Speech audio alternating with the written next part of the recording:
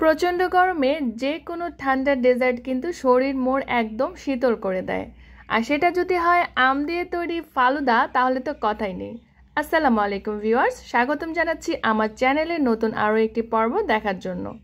আজকে আপনাদের সাথে শেয়ার করব খুবই সহজভাবে ম্যাঙ্গো ফালুদার রেসিপি।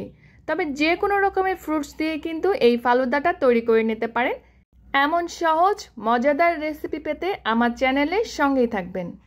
ম্যাঙ্গো ফালুদা তৈরির জন্য এখানে আমি 1 লিটার বা মেজারমেন্ট কাপ দিয়ে 4 কাপ পরিমাণে তরল দুধ নিয়েছি। দুধটা আমি কাঁচা অবস্থায় নিয়েছি, চাইলে জাল করেও নিতে পারেন। দুধটা নর্মাল টেম্পারেচারে থাকা অবস্থায় এর মধ্যে থেকে 1/4 কাপ পরিমাণে দুধ আমি সরিয়ে রাখলাম। চুলার জালটি জ্বালিয়ে দিলাম। দুধটা যখন হালকা একটু গরম হয়ে আসবে দিয়ে দিলাম 1/2 কাপ পরিমাণে গুঁড়ো দুধ। এতে করে দুধটা খুব সহজে ঘন হয়ে যাবে, সেই সাথে ফালুদার টেস্টটাও বেড়ে যাবে। গুঁড়ো দুধটা মিক্স করে দিয়ে দিচ্ছি 1/3 কাপ পরিমাণে সুগার। তবে মিষ্টিটা আপনার নিজেদের প্রেফারেন্স অনুযায়ী অ্যাডজাস্ট করে নেবেন। দুধটা যখন খুব ভালো মতো বলক চলে আসবে, এই পর্যায়ে আমি যে আগে থেকে দুধটা সরিয়ে রেখেছিলাম সেই দুধের মধ্যে 2 টেবিল চামচ পরিমাণে কাস্টার্ড পাউডার খুব ভালো মতো মিক্স করে সেটা এই দুধের মিশ্রণে দিয়ে দিব। কাস্টার্ড পাউডারের পরিবর্তে চাইলে কর্নফ্লাওয়ারও অ্যাড করতে পারেন।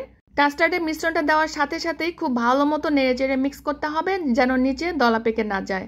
এরপরে দুধটাকে আরও 4 থেকে 5 মিনিটের মতো খুব ভালো মতো জাল করে নিব। দুধে যখন অনেকটা ঘন ভাব চলে আসবে এই পর্যায়ে বুঝতে হবে যেটা হয়ে গিয়েছে। তবে খুব বেশি ঘন করে নামাতে যাবেন না, কারণ দুধটা যখন ঠান্ডা হয়ে আসবে তখন কিন্তু আরও অনেকটা ঘন হয়ে যাবে। দুধের মিশ্রণটাকে নামিয়ে আমি অন্য একটি পাত্রে ট্রান্সফার করে নিচ্ছি আর খুব ভালো মতো নেড়ে চেড়ে মিক্স করে ঠান্ডা করে তারপরে ফ্রিজের নর্মাল চেম্বারে চিল করতে দেব প্রায় 1 থেকে 2 ঘন্টার জন্য। খেয়াল রাখতে হবে দুধের মিশ্রণটা যেন খুব ভালো মতো ঠান্ডা হয়ে যায়। চাইলে কিন্তু ডিপ ফ্রিজেও রাখতে পারবেন, তবে খেয়াল রাখবেন যেন বরফ না জমে। এরপরে চুলায় একটি পাত্রে আমি পর্যাপ্ত পরিমাণে পানি ফুটতে দিয়েছিলাম। এর মধ্যে দিয়ে দিচ্ছি 1/2 কাপ পরিমাণে সাবুদানা। পানিটা কিন্তু ফুটন্ত গরম অবস্থাতেই সাবুদানাটা দিতে হবে। সাবুদানাগুলোকে আগে থেকে ধুয়ে নেওয়া কোনো প্রয়োজন নেই, আর ঠান্ডা পানিতেও কিন্তু দিতে যাবেন না। সাবুদানাতে সুন্দর একটি কালার আসার জন্য আমি এখানে কয়েক ফোঁটা অরেঞ্জ ফুড কালার দিয়ে দিলাম, তবে এটা টোটালি অপশনাল, চাইলে আপনারা স্কিপও করতে পারেন। প্রায় 5 থেকে 6 মিনিট সাবুদানাগুলোকে খুব ভালো মতো সেদ্ধ করে নিব।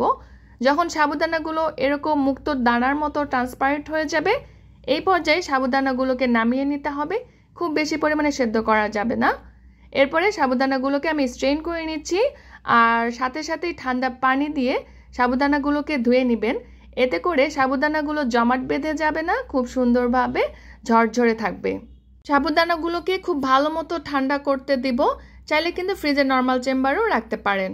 এরপরে আমি ম্যাঙ্গো ফ্লেভারের জেলি সেট হতে দিয়েছিলাম। আপনারা চাইলে যে কোনো ফ্লেভারের জেলি কিন্তু নিতে পারেন। আর রেডিমেড যে প্যাকেটগুলো কিনতে পাওয়া যায় জেলির, আমি সেই জেলির প্যাকেটগুলো নিয়ে সেট হতে দিয়েছিলাম। এরপরে কিউব করে কেটে নিচ্ছি। ফালুদার জন্য সব রকমের প্রিপারেশন ডান। এখন ফালুদাটা সার্ভ করব। আর কাস্টার্ডের মিশ্রণটা কিন্তু ঠান্ডা হওয়ার পরে আরও অনেকটা ঘন হয়ে গিয়েছে। এ পর্যায়ে আমি দিয়ে দিচ্ছি আমি যে সাবুগুলোকে সেদ্ধ করে রেখেছিলাম সেগুলো। এরপরে দিয়ে দেবো 1/2 কাপ পরিমাণে সেদ্ধ করা নুডলস। আমি এখানে চিকন নুডলসটা নিয়েছি। দিয়ে দিব 1/2 কাপ পরিমাণে ম্যাঙ্গো পিউরি। আমটাকে খুব ভালো মতো পিউরি করে নিতে হবে ব্লেন্ডারের জারে। এরপরে দিয়ে দিচ্ছি 1 কাপ পরিমাণে কিউব করা আম। আপনারা কিন্তু এখানে যে কোনো রকমের ফ্রুটস অ্যাড করতে পারেন। দিয়ে দিচ্ছি আমি যে জেলিটা সেট করে রেখেছিলাম সেগুলো। ফালুদা সার্ভ করার জন্য সবগুলো ইনগ্রেডিয়েন্টস আগে থেকে যদি রেডি করে ফ্রিজের নর্মাল চেম্বারে রেখে দেন, তারপরে যদি গেস্ট আসে তখনই কেবল এসব কিছু একসাথে মিক্স করে সার্ভ করবেন। সব কিছু মিক্স করে ফ্রিজে রেখে দিলে কিন্তু পানি ছেড়ে দেয়, তখন ফালুদার টেস্টটা নষ্ট হয়ে যায়। এর উপর দিক থেকে দিয়ে দিচ্ছি ম্যাঙ্গো ফ্লেভারের আইসক্রিম, চাইলে ভ্যানিলা আইসক্রিমটাও দিতে পারেন। এখন সব কিছু ভালো মতো মিক্স করে নিলেই ফালুদাটা রেডি সার্ভ করার জন্য। চাইলে কিন্তু যে কোনো বাটি অথবা গ্লাসে আপনারা এভাবে ফালুদাটাকে সার্ভ করতে পারেন। এতে করে দেখতে কিন্তু অনেক বেশি অ্যাট্রাকটিভ লাগে। এর জন্য প্রথমে সাবুদানা, তারপরে নুডলস, এরপরে ম্যাঙ্গো পিউরি, ম্যাঙ্গো কিউব দিয়ে দিচ্ছি কাস্টার্ডের মিশ্রণ আর উপর দিক থেকে কিছুটা জেলি।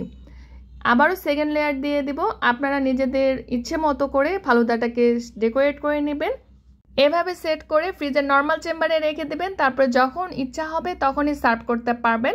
পরবর্তীতে কোনো রকমের ঝামেলাই থাকবে না। আপনারা চাইলে এখানে ভ্যানিলা আইসক্রিমটাও দিতে পারেন। দেখলেন তো কত সহজে বাসায় ঝটপট ফালুদা তৈরি করে নেওয়া যায়। আর এই ফালুদা যদি রেস্টুরেন্টে কিনতে যান তাহলে কিন্তু অনেক বেশি কস্ট পড়ে যায়। আর বাসায় তৈরি খাবার তো সবসময় অনেক বেশি হেলদি হয়, তাই না? এভাবে একবার ফালুদা তৈরি করে দেখবেন, আশা করছি আপনাদের কাছেও ভালো লাগবে। আজকের ভিডিওটি ভালো লাগলে প্লিজ একটি লাইক করবেন, কমেন্ট করবেন, সেই সাথে আপনার ফ্রেন্ড অ্যান্ড ফ্যামিলির সাথে শেয়ার করতে পারেন।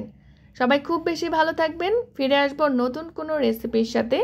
টিল দেন, আল্লাহ হাফেজ, আসসালামু আলাইকুম।